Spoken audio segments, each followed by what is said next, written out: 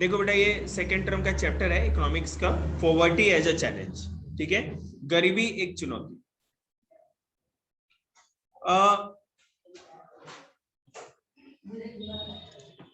ये जो पॉवर्टी वाला जो चैप्टर है ना, मैं क्लास 12th में इकोनॉमिक्स में भी करा रहा हूँ बच्चों को, करा दिया मैंने इंडियन इकोनॉमी में। ठीक है, उसमें ज्यादा डीपली पढ़ना है आप लोगों को, इसमें तो थोड़ा बहुत ही है।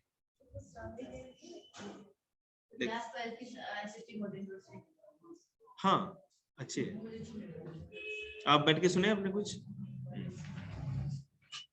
खुद पढ़ोगे ना तो सड़ जाओगे, ऐसी बुक में वो छाप रखी है एनसीईआरटी में। प्रॉब्लम बेटा, बैठ जाओ, उनके अच्छे से साथ में चले जाना, सुनो, मैंने कहा मना किया कुछ भी। 1 बजे से 8 बजे तक कभी भी किसी बैच में आइए सारे, जब भी आपको टाइम ले सुनिए, हमें कोई दिक्कत नहीं। हमारा पर्पस बस क्या है कि आपका नॉलेज बढ़ना चाहिए। इसका मतलब थोड़ी है कि मतलब ज्यादा पढ़ लिया, ज्यादा नॉलेज ले ली, उससे किसको मुझे क्या दिक्कत होगी। देखिए, इंडिया में जो पॉवर्टी है वो सबसे बड़ी समस्या है। इंडिया में आज के डेट में भी मैक्सिमम नंबर ऑफ पॉपुलेशन जो है वो क्या है, पुअर। जी, गरीबी केवल सुनने में इतनी छोटी बात लगी ना, जब इकोनॉमिक्स पढ़ रहे हैं तो इसका बहुत लंबा चौड़ा कैलकुलेशन इंपॉर्ट हो सकता है। इंडिया उस पे डिबेट हो रहा है, उसमें सबसे बड़ा, अगर मैं चाइनीज सेक्स में बोलती ना, अगर तुम्हें डेवलपमेंट है तो इतने सारे लोग झुग्गियों में क्यों रह रहे हैं। और आपको मैं बता दूं कि चाइना में भी ऐसा है। चाइना में आपको पता ही नहीं चलता कि वहां गरीबी कितनी है, बेरोजगारी कितनी है। हाँ, तो चाइना में दिखाया नहीं जाता ना चाइना में क्या गरीबी है। हम चाइना के केवल चमकते हुए चीजों को और जो सिटी है उसी के बारे में पता करते हैं, क्योंकि और चीजें छपती भी नहीं है, न्यूज में भी नहीं आती कभी। राष्ट्रीय गान जो उनका वो नहीं होता, जो वीडियो होता, हाँ हाँ, उसमें राष्ट्रीय गान एक लड़की से गवाया था, वो तो बहुत सुंदर थी, बच्ची थी 8 साल की, और उसके पीछे खड़ी थी एक लड़की, वो सिर्फ 6 साल की, तो बदसूरत थी ना, और उसकी आवाज थी, बस ये लिपसिंग करी थी आगे, पता है मेरे को। और बताओ सर, उस बेचारी 6 साल की बच्ची सिर्फ बदसूरत होनी थी, उससे आगे स्टेज पे नहीं। मैं आपको यही तो बोल रहा हूँ ना, चाइना में आपका क्या पीपल राइट्स है, कितने अधिकार है। आप यहाँ बैठे हो, कुछ भी काम कर रहे हो, किसी भी तरह बोल सकते हो।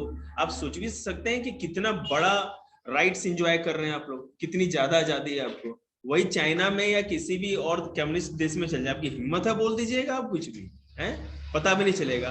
कोरोना काल में याद है ना जिनको कोरोना था, किस तरह पुलिस एक साथ मार मार के कैसे पीट पीट के ले जा रही थी, पटक पटक के, याद है ना आपको। खांसते ही पटक करके सीधे पैक करके लेके चली जाएगी।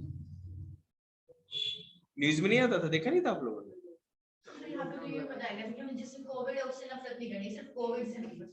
अरे तो बेटे, ये तो डेमोक्रेसी में होगा ना। चलो देखो, पॉवर्टी इंडिया में शुरू से, अंग्रेजों के जमाने से, जब हम लोग क्या कहते हैं गुलाम थे, उनके अंडर में थे, तब से यहाँ पर बहुत ज्यादा गरीबी थी इंडिया में। और हमारी गरीबी का जो सबसे बड़ा कारण था उस समय, वो था अंग्रेजों का अत्याचार भरा शासन, उनकी जो एक्सप्लॉइटेटिव जो नेचर थी, शोषक नीति जो थी, कि ज्यादा से ज्यादा इंडिया से फायदा कमाना है, लूटना है, और फिर क्या करते हैं कि वहां अपने देश में लेकर के जाना है, देश को डेवलप करना है। मैं यहां पर एक चीज आपको बता दूं, ड्रेन ऑफ वेल्थ, भारत से धन निकासी का सिद्धांत बहुत काम का है, इसी से रिलेवेंट, इसलिए मैं आपको बता रहा हूं। भारत में दादा भाई नौरोजी है ना, द ग्रेट ओल्ड मैन भी कहा जाता है, भारत का वृद्ध पुरुष, बुढ़ा, दादा भाई नौरोजी, उन्होंने सबसे पहले ये थ्योरी दी कि भारत में जो भी प्रॉपर्टी है, जो पैसा है, किस तरह से यहां से निकाल करके अंग्रेज अपने देश में लेके जा रहे हैं और हमें खोखला करते जा रहे हैं। आरसी दत्त, रमेश चंद्र दत्त, उसके बाद दूसरे ऐसे राइटर हुए भारत के जिन्होंने इसके तरफ आवाज उठाई, बताया, चीजों को सामने लेके आए। बोलने का तो हक था ना, और ये लोग कोई छोटे मोटे आदमी नहीं थे। ब्रिटिश जो पार्लियामेंट था, दादा भाई नौरोजी उसके मेंबर भी चुने गए थे, फर्स्ट इंडियन थे जो पार्लियामेंट के मेंबर चुने गए थे। तो बेटे ऐसे इतना भी थोड़ी था जंगल राज के कोई किसी को उठा के पटक दे, कुछ भी सीधे जान से मार दे, ऐसा कुछ भी नहीं, ठीक है। और डायरेक्टली तो कुछ नहीं होता था, इनडायरेक्टली सब चीजों को सामने लेके आते थे। कोई बात नहीं, मेरी बात सुनिए आप, तो उसके बाद ये गरीबी का कॉन्सेप्ट, पॉवर्टी का कॉन्सेप्ट आगे बढ़ा।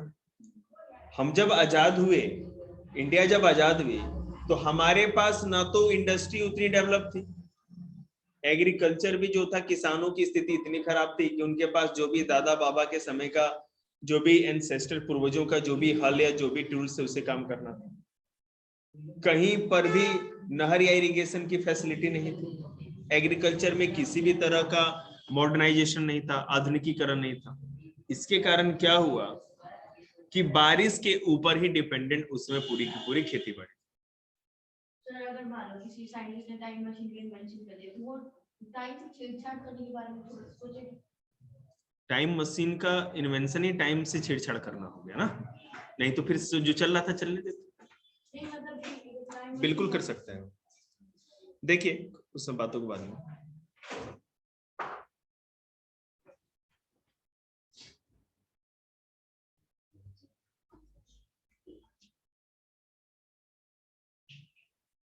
देखो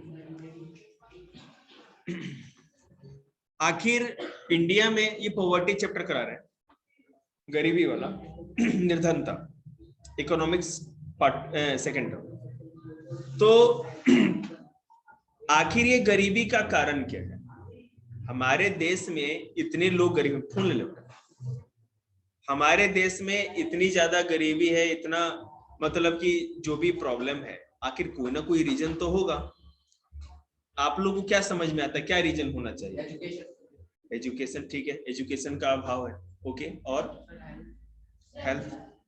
सर उससे भी ज्यादा अभाव है कि जो चीजें हमें जरूरत है हमारी चीजों में वो तक पहुंच ही नहीं पाते, करप्शन, ओके, और तुम लोग बताओ भाई, आपको क्या लगता है कि हमारे देश में गरीबी का सबसे बड़ा कारण क्या है?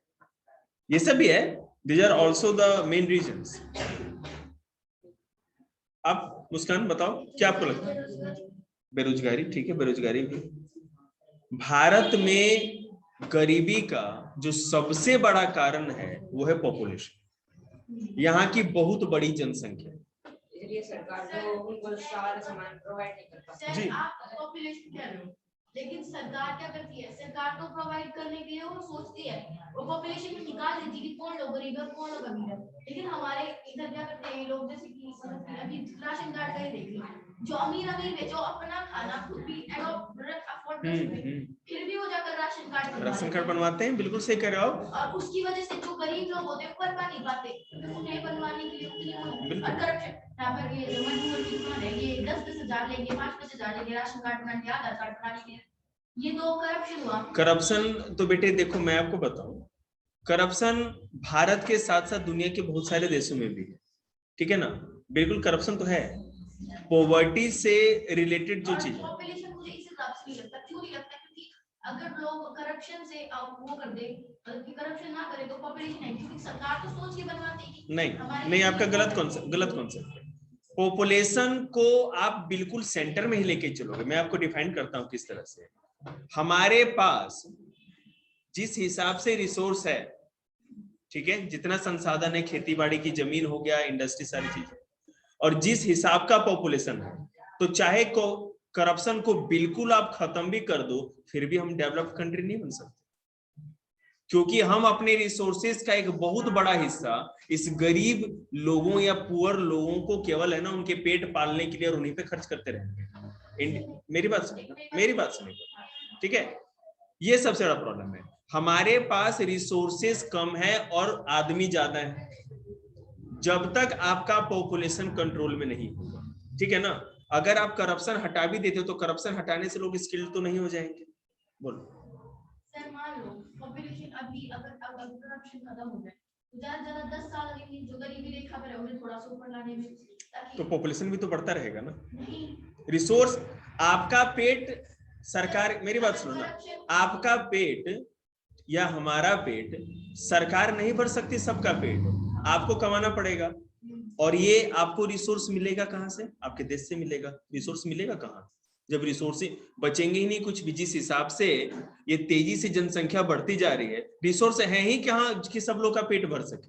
वो तो है पॉपुलेशन का कारण मान लिया, लेकिन जैसे कि अगर करप्शन हट जाए तो लोग ये भी तो सोचेंगे कि हमें काम करना चाहिए, और अगर करप्शन हट जाए तो लोग मानने भी तो लगेगा रूल्स को।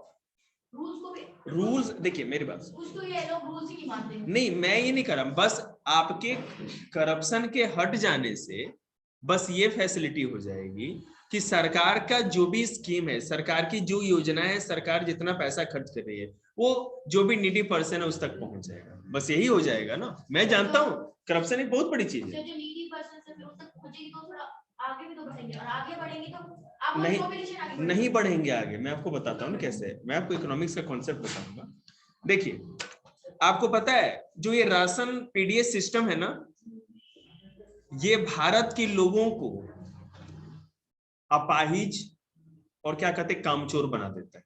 मैं आपको बता रहा हूं, अगर किसी पर्सन को पता हो कि बिना कुछ किए केवल गरीब होने के कारण मुझे महीने में इतना राशन मिल जाएगा और उसको पता है कि मुझे खाना है बस सोना है, तो काम नहीं करेगा। ठीक है ना। कहीं पर भी दुनिया में आपको पता है, जैसे मैं आपको डेवलप कंट्री की बात करता हूँ,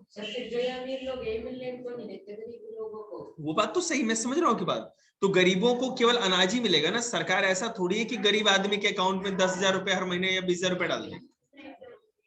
बेटे मेरी बात सुनिए, पॉवर्टी का जो सबसे बड़ा कारण है वो है ना, आप गलती से भी करप्शन मत लगा क्या, बिल्कुल करप्शन का कोई मैटर नहीं। करप्शन जो होता है ये एक एडमिनिस्ट्रेटिव सिस्टम है, हमारी प्रशासनिक व्यवस्था से जुड़ी हुई है, हमारी सामाजिक व्यवस्था से नहीं जुड़ी हुई है। बोलो। जैसे कि ये जो मैंने ऐसे ही सुना था, एक दादी कहती थी ये जुगी नहीं है वहाँ पर, ये जो आगे आगे जुगी थी, हाँ उन लोगों को ना जमीन दी सरकार ने, और सरकार जब जमीन बांटती थी जमीन फ्लैट मिल गया, फिर भी दोबारा जाके जुगी में रहने लगे और जमीन फ्लैट को किराए पे लगा। वो तो बेटे, तो अब ये तो मेरी बात सुनो, ये तो जो हमारे समाज में हो रहा है वो आप बात कर रहे हो। हम जब इकोनॉमिक्स पढ़ते हैं तो हम लोग जो टेक्निकल इकोनॉमिक्स का चीज है उस पर फोकस करते हैं, जो कॉन्सेप्ट्स हैं, ठीक है ना।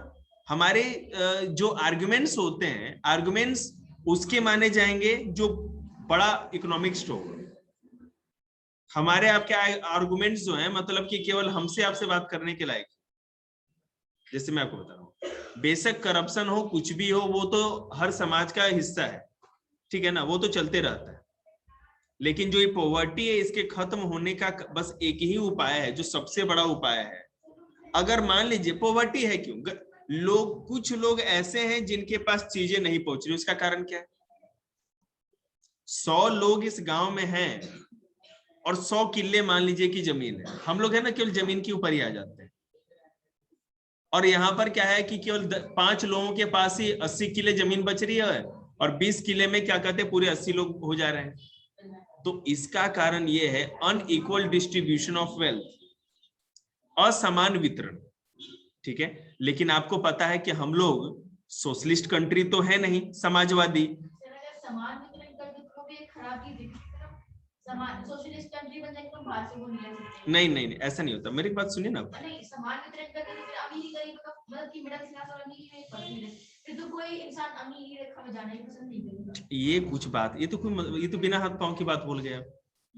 मेरे कहने का मतलब है कि हम लोगों ने जब जवाहरलाल नेहरू भारत के प्रधानमंत्री बने तो उन्होंने सोचा कि इस देश की अर्थव्यवस्था सोशलिस्ट होगी या कैपिटलिस्ट, मतलब पूंजीवादी या समाजवादी। अब ये पूंजीवादी और समाजवादी क्या है? पूंजीवादी अर्थव्यवस्था या, एक सेकेंड, तुम्हें आता है? तुम्हें आता है पूंजीवादी समाजवादी? तुम्हें आता है? मैं जानता हूं नहीं आता, तो तुमसे नहीं।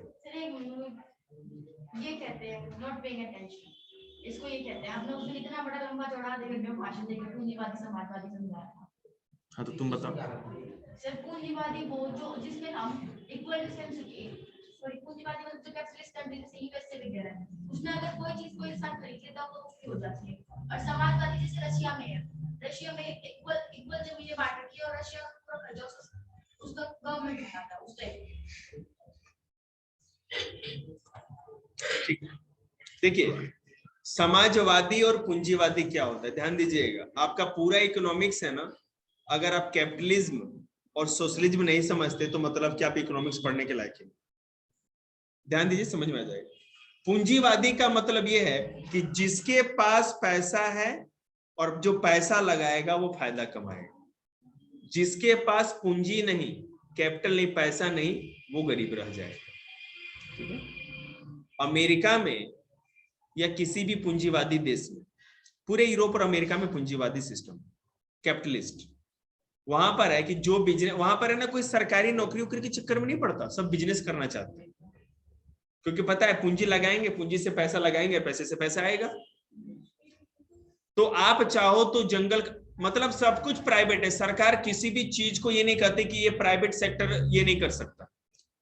वहां तोप से लेकर के, एरोप्लेन से लेके, बंदूक से लेके, गोला बारूद, सब कुछ एक प्राइवेट कोई कंपनी वाला भी बना सकता है और सरकार भी बनाती है, ठीक है, अमेरिका या यूरोप में। लेकिन समाजवादी या सोशलिस्ट गवर्नमेंट वो होती, बोल बेटा, हाँ बेटे कोई कंपनी होगी तो मतलब घर में थोड़ी बनाना, हाँ बनती है बिल्कुल। एलॉन मस्क जो है, स्पेस एक्स कंपनी जो है, जो रॉकेट बना रही है स्पेस से भेजने के लिए, तो आपको क्या लग रहा है उतना एक्सप्लोजिव मटेरियल भी तो उसको मिल रहा है, सब कुछ, ठीक है ना। अगर आप 18 साल के हैं तो जैसे यहाँ पे लाइसेंस बन जाता है, उसी तरह 18 साल के होते ही वहां पे आपको बंदूक मिल सकती है। दुकान पे जाइए, पैसे दीजिए $, बंदूक खरीद के घर लाइए जी। सर यहाँ पे बना सकते हैं हम ये, अगर किसी को आता हो बनाना क्या तो वगैरह जो है। बेटे फिर तो थाने का दर्शन करना पड़ेगा सर, क्योंकि वहाँ पे नहीं, 7 से ज्यादा के बच्चों को अडल्ट मान लिया जाता है। एडल्ट की बात नहीं है, वहां पर है ना गन कल्चर है, वहां कानून है इस चीज का, ठीक है ना, वहां अलाउ। खैर हम लोग गन के ऊपर नहीं आएंगे, डिस्ट्रैक्ट हो जाएंगे, बात ही नहीं करनी है हमसे। उस गन की बात नहीं करूंगी। बेटे तो समझा लें दो ना, हर बार बीच बोलेगी तो कैसे समझा पाऊंगा। पहले सुनो आप एक बार, सुनेंगे आपकी बात, मैंने कहा किसी कहा है कि नहीं सुनेंगे। सोशलिस्ट या समाजवादी अर्थव्यवस्था उस अर्थव्यवस्था को कहते हैं, ठीक है, जिसमें सरकार हर चीज पे कंट्रोल रखती है। जैसे कि आप अगर चाइना की बात कहो या रसिया की या नॉर्थ कोरिया की, ये क्या करते हैं, सरकार अपने अंडर में सारी कंपनियां रखेंगी, जो भी चाहेगी सरकार ही बनाएगी, कोई भी प्राइवेट आदमी बिजनेस करेगा या नहीं करेगा सरकार डिसाइड करेगी, और बहुत तरह की रोक लगा के रखती है। एक बात, दूसरी बात ये भी है कि अब अगर आप समाजवादी अर्थव्यवस्था में है, सोशलिस्ट इकोनॉमी में, तो अगर एक गांव में 100 किले जमीन है, वहां पे 100 आदमी है ना, तो 100 के बीच में वो 1-1 किले जमीन बांट दी जाती है, और वो किसी भी जमीन पे कोई आदमी किसी का मालिक नहीं होता। आप लोग ये जानते हैं ना कि अगर आपकी खेत है, गांव में जमीन है, तो हम लोग बटाई पे नहीं दे देते हैं, और साल में एक बार वो कुछ हमें पैसे दे देता है, किराए पर जो जमीन दे दी जाती है। तो वहां पे एक सोशलिस्ट कंट्री में, समाजवादी देश में, जितना भी देश का जमीन होगा सब है ना किराए का जमीन हो गया। सरकार ने आपको, सब आदमी को जमीन बांटती है, आप खेती करो खाओ, और जो भी एक नॉर्मल रेवेन्यू या टैक्स होता है सरकार को पे करते हैं, लेकिन आप उसको बेचने या किसी चीज के हकदार नहीं होंगे। लेकिन आज के डेट में ऐसा कोई कॉन्सेप्ट नहीं। रसिया में भी लोग ओनरशिप हो गया, अब सब राइट मिल गया, बहुत ज्यादा डेवलप हो चुके हैं वो। तो अब 1991 में रसिया से ये सोशलिस्ट इकोनॉमी हट गई, अभी है वहां पर वैसे कैपिटलिस्ट आई, और उसके बाद सोशलिस्ट और कैपिटलिस्ट का कॉम्बो आया थोड़ा बहुत, ठीक है, तो जिससे कि प्राइवेट इंडस्ट्री भी लग सकती है वहां पर कुछ चीजों में, कुछ चीजों में। वही तुम बताने, अभी तो इंडिया पे आई है ना, इंडिया पे आ रहे हैं।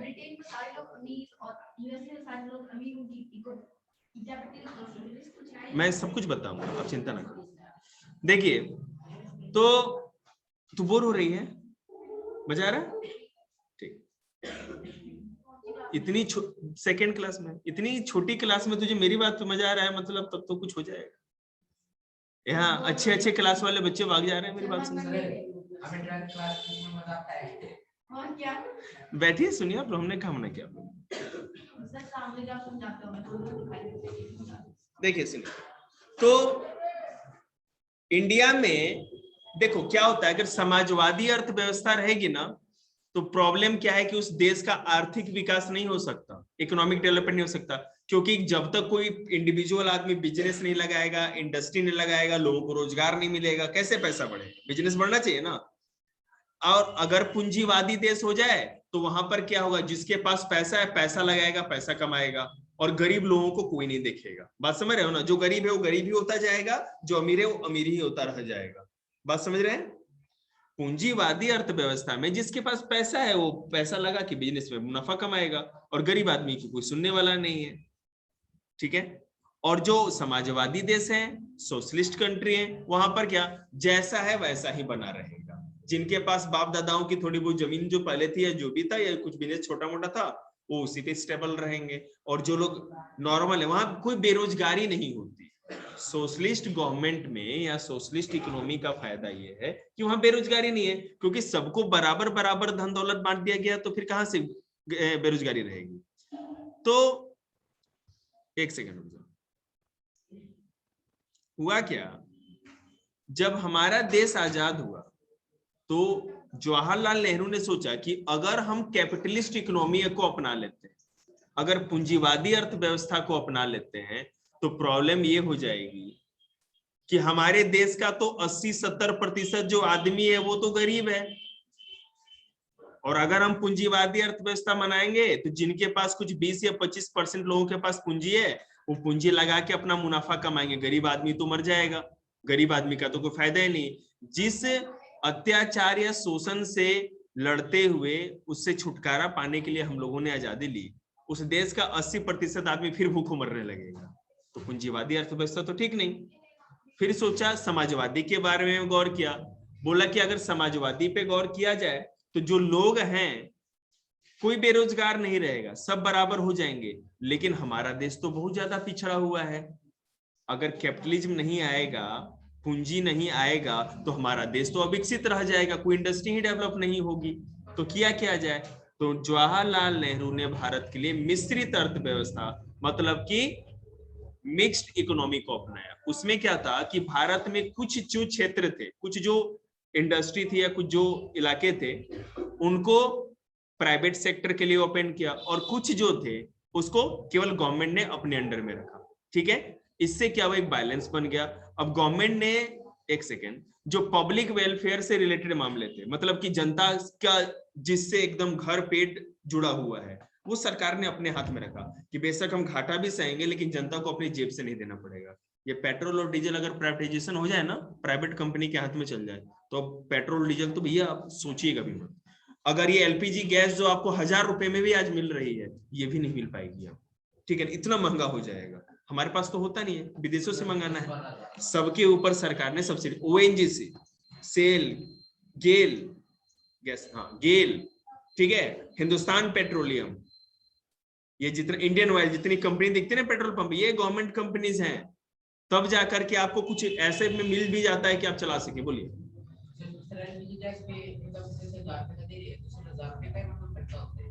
नहीं, मैं आपको बता रहा हूँ इसमें क्या है ना, अभी जैसे 1000 रुपए का मिल रहा है, सरकार पहले सब्सिडी देती थी, अभी भी कुछ ना कुछ जरूर देती होगी, तब भी 1000 रुपए का मिला, नहीं तो इससे भी ज्यादा महंगा सिलेंडर मिलता आपको, ठीक है ना। नहीं, एमआरपी नहीं लिखा, वो तो मतलब कि आप, जैसे मैं आपको बताता हूँ इसका एक कॉन्सेप्ट है। सरकार या कोई भी देश के लोग, कोई भी कंट्री क्रूड ऑयल या क्रूड जो गैस होती है वो इंपोर्ट करती है, कच्चा तेल आयात करती है। और आपको मैं बता दूं, दुनिया में इंडिया का रैंक है 1 to 3rd आती है दुनिया में पेट्रोल को रिफाइन करने में।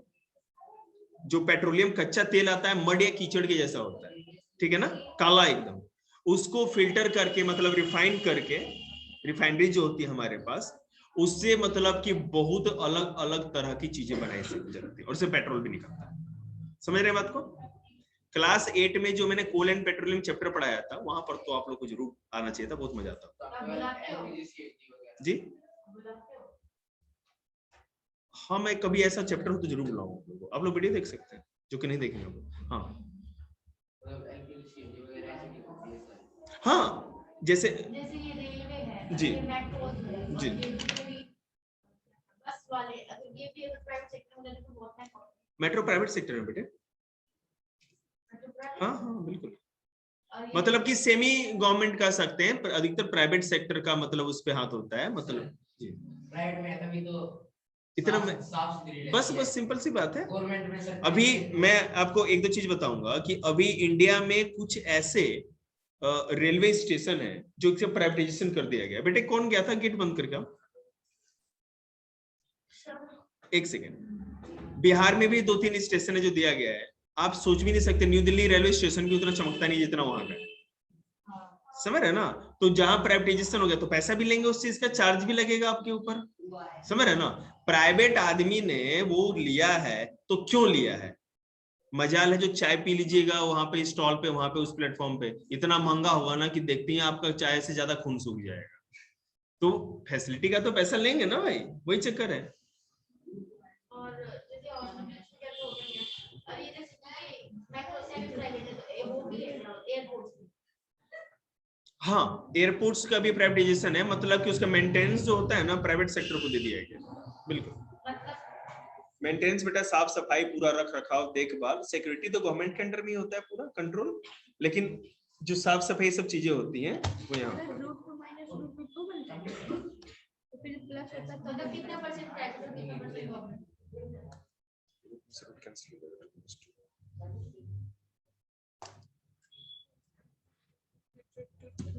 ये किसने सॉल्व किया इसको? ही बात आता है ज्यादा दिमाग में। रूट 2 माइनस रूट 2 क्या होगा, 2 थोड़ी आएगा, माइनस रूट 2 क्यों आएगा? 2 नहीं, वो तो वही है ना, 2 कैसे आ जाएगा भाई, कोई कुछ भी मतलब। Root 2 minus root 2 0 1 minus 1 0। उसमें तो कुछ कॉमन है ना, बिल्कुल, वो तो रूट 2 और रूट 2 मतलब कोई एक डिजिट है, हमने माइनस कर दिया, बात खत्म, कैंसिल। अपने आप को तो अपने आप से माइनस कर देती हूँ बचे यार ऊपर ही रहता। हाँ, अपने आप को लीजिए और क्या कहते हैं, गन्ने की मशीन में अपने आप को झोंक दीजिए, वहां से निकलेंगे 0 हो जाएंगे निचोड़ के, है कि नहीं। ये सिंपल सी बात हुआ है तो जीते। यहाँ गन्ना शहीद हो गया, तुम नींबू पे ही फोकस है तुम्हारा। 0 पॉइंट कुछ बच जाएगा। चलिए ठीक है, फिर भी मैं बता दूं आप लोगों को लास्ट में, कल इस चैप्टर को और खत्म, अभी तो है 16 मिनट है, कोई दिक्कत नहीं। देखिए तो अब हम लोग चैप्टर पे आते हैं। पॉवर्टी का जो सबसे बड़ा कारण है इंडिया में, देखिए क्या, एक लैंडलेसनेस, भूमिहीनता। गांव में जो गरीबी का सबसे बड़ा कारण है, जो गांव में सबसे अधिक गरीब पता है कौन होते हैं, जिनके पास अपनी जमीन ही नहीं, बेचारे मजदूरी करके दूसरे के जमीन पे काम करते हैं। और आपको पता है कि गांव में सीजनल अनएम्प्लॉयमेंट होता है, मौसमी बेरोजगारी। किसी भी फसल की बुआई या कटाई के समय, सोइंग और हार्वेस्टिंग के समय ही रोजगार मिलता है, उस समय काम मिलता है, नहीं तो साल के 8 महीनों तक 8 मंथ से क्या होता है, बेरोजगारी की बेरोजगारी रहती है। वो बेचारे क्या करेंगे, वो तो सबसे अधिक गरीब होते हैं। पहली बात, अनएम्प्लॉयमेंट आपको पता ही है कि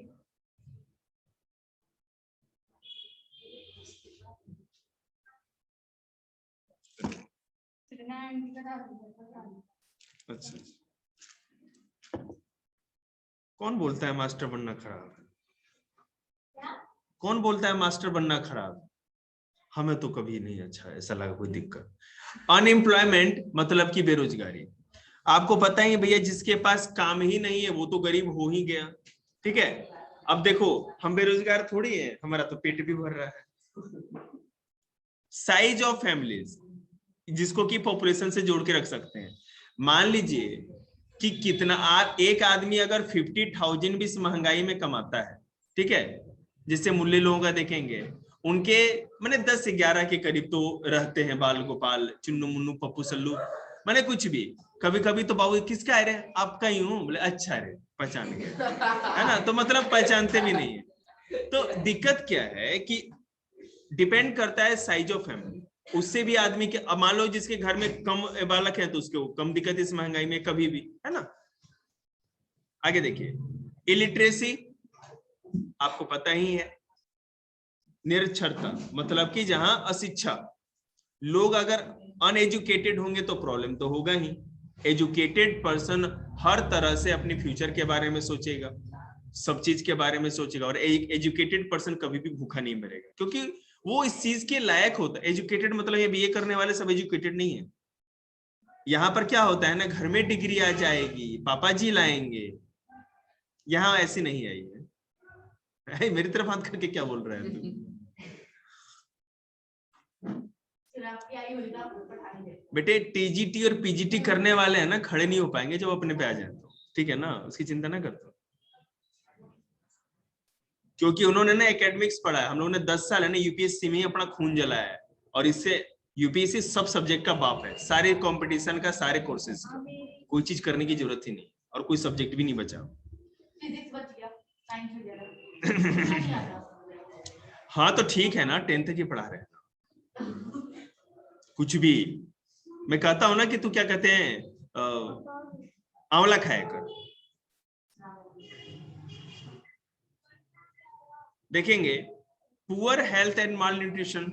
अब मान लीजिए कि जिन बच्चों को पूरा न्यूट्रिशन नहीं मिल पाता, जैसे गांव में जो गरीब बालक है, ये मोस्टली माल न्यूट्रिशन देखिए दो जगह है, ये झुग्गी झोपड़ी में रहने वाले शहरों में, और नहीं तो जो गांव में जो सीजनल अनएम्प्लॉयड लोग हैं उनके पास, वो देखते नहीं पेट छोटे बच्चे का बाहर आ जाता है, आंखें एकदम बड़ी बड़ी सी धसी हो जाती हैं, और इस पे ना पूरे हड्डियों का ढांचा दिखता है और पेट बाहर है, कुपोषण होता है वो बच्चा सबसे पहले मेंटली, हमारा जो भी डाइट होता है फूड कंटेंट, उसके न्यूट्रिशन में अभाव हमारे ब्रेन पे इफेक्ट करता है।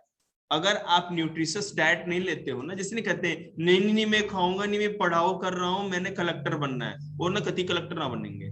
न्यूट्रिशियस भोजन भी लेना जरूरी है। आप जो भी भोजन करते हो वो आपके ब्रेन का 20% ब्रेन लेता है, ठीक है। अब सुबह से कुछ खाया नहीं आज तो मैं फिजिक्स खत्म करूंगा, ब्रेन कह रहे खाना खा लेना, खाना खाना ही नहीं। तो मतलब क्या है कि हम लोग के घर पे क्या होता है ना, छोटा बच्चा सब, अब उसको दूध पकड़ाओगे ना तो ऐसा स्टाइल बनाएगा ना जैसे कि है ना, अब वो अगले दिन ऋतिक रोशन बन के निकलेगा, स्टाइल मारेगा।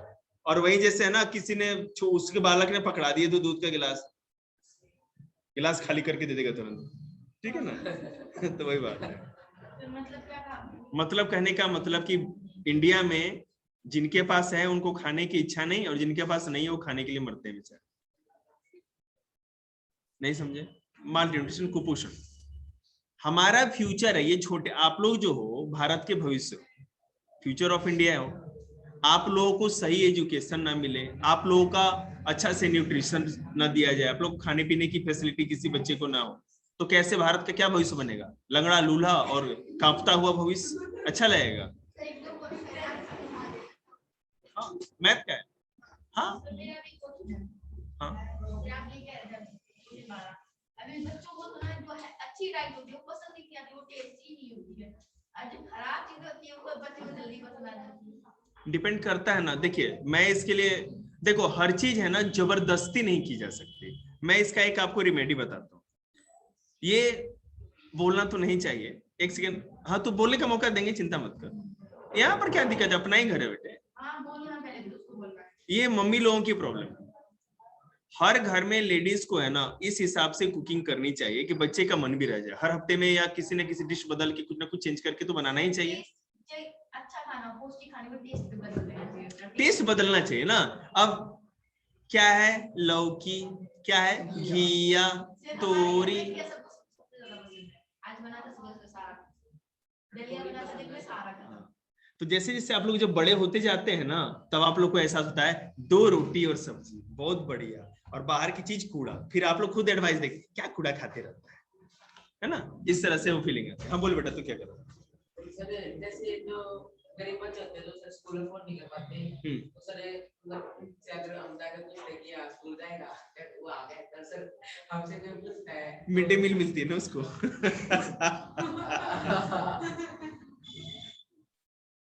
आपको पता भी है सरकार देखो चाह के भी आप एक चीज ब्लेम नहीं कर सकते।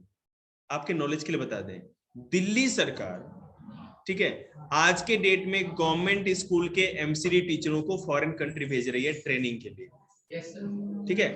अब इससे बड़ी बात और आप क्या सुनना चाहते हैं? अगर मेरा भी कोई फ्यूचर होना तो मैं तो अपने आगे आने वाली पीढ़ी को दिल्ली में एजुकेशन देने की कोशिश करूंगा, और गवर्नमेंट स्कूल में जहाँ फैसिलिटी इतनी अच्छी है।